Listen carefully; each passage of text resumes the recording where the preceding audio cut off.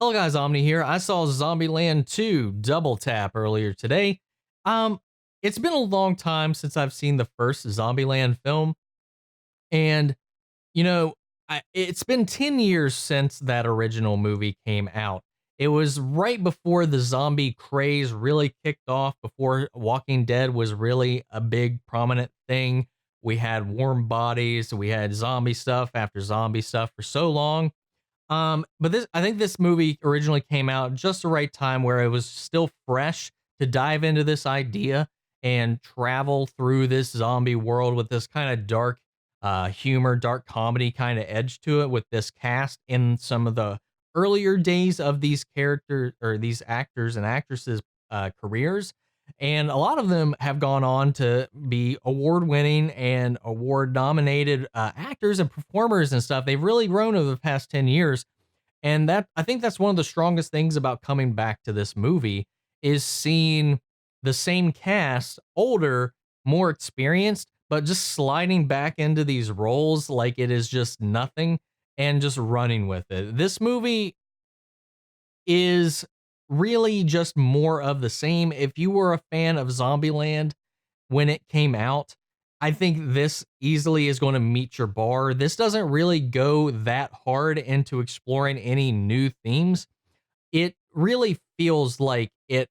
Personally, I think this is kind of showing the signs that this movie waited a little too long to come out. And maybe that's just for me because I did watch The Walking Dead and all these other things for so long before finally starting to fizzle out that it doesn't really bring anything new to the table. It's really just a sequel to Zombieland, and it really doesn't go any farther but away from that by branching out and exploring anything new.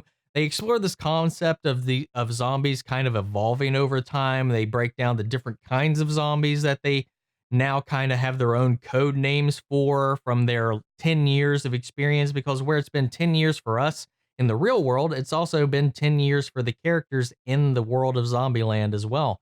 We've seen them grow closer as a family unit. They've started to get to that point where they're both kind of comfortable with each other, but also starting to just grate on each other and their nerves, being the only four people they come in contact with.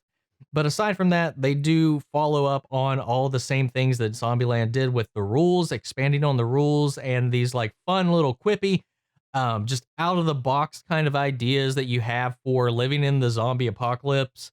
And it really has some fun. This movie is not devoid of fun. Like I don't know if I'm making it sound like it is or anything, but this movie it really is just Zombieland 2. And it doesn't, whereas with Maleficent 2, it does something different by taking the by both being a sequel but also going into newer territory with it. This movie really just rides the pace with it and brings us right back in 10 years later, really into the same world and the same plot. And we really have like a more of a road trip kind of movie where they're just like making pit stops across a little bit of a kind of a journey or a quest that they're going. And the trailer shows off that Little Rock, the youngest in the group, is finally starting to get that itch to want to be on her own and discover her own things and try to find some people of her own age to kind of grow up with and relate to. So she comes across this other character, the hippie character in the trailer she picks up, and they run off. And the rest of the movie is really just the other core team trying to find her and make sure she's safe. And that's really the driving force in this. And honestly, the best part of this movie, I think, is the banter between the group, the members, and just the actors themselves. They really deliver an amazing performance with these characters, and I think really do a good job at evolving them into where they would be with each other in this world 10 years later, while still having like that comedic edge.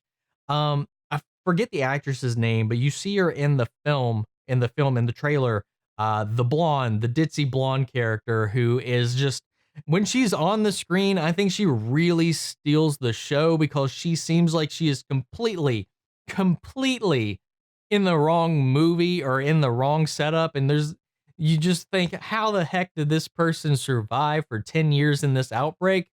But the way they explain it, the way she incorporates, the way she like really contrasts our main group was really interesting. And just her as well as the rest of the cast do a really good job at exploring this. I will say, if you do check this out, this movie has a hilarious mid-credit scene that you definitely want to stick around for. It plays back into Zombieland 1 in a way that's, well, Zombieland 1, I'm not going to go into it. I'm not going to go into it. It plays into some things we know before about what's happened in the past. That's all I'm going to say about it. It's a really interesting and fun little mid-credit scene, and I did really enjoy that. Overall, the film itself, like I said, it didn't add anything new to the mix. It didn't really explore any new themes.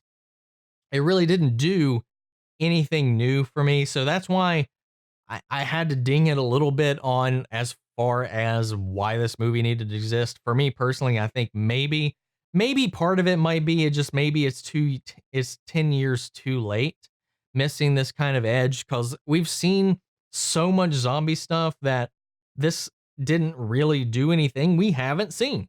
They do have some really interesting kills, some really interesting shots that really play up the effect of that. A lot of really interesting camera work and action scenes that are really well done.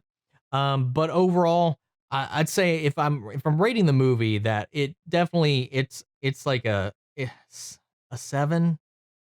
You know, C. No, I don't know.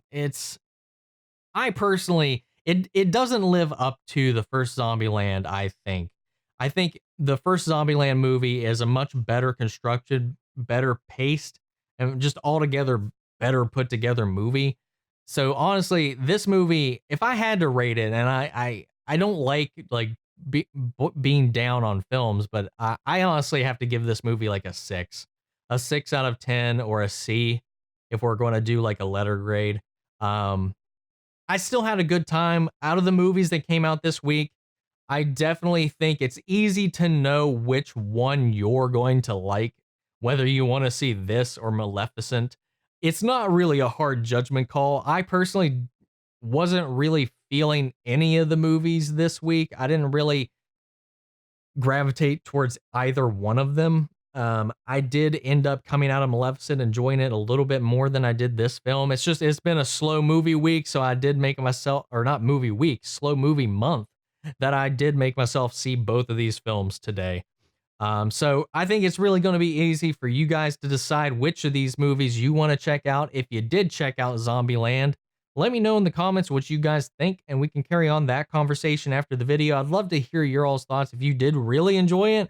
And did you like it more than the first one? How did it compare to the first movie at all? Do you think this was 10 years too late, or did it do everything that you wanted it to do and that's all you needed? Sound off in the comments. We'll carry on that conversation. And guys, if you like this video, make sure to support the channel by liking, commenting, and subscribing. If you didn't like it, let me know in the comments what you didn't like, and I will catch you guys in the next video. Take care, everybody.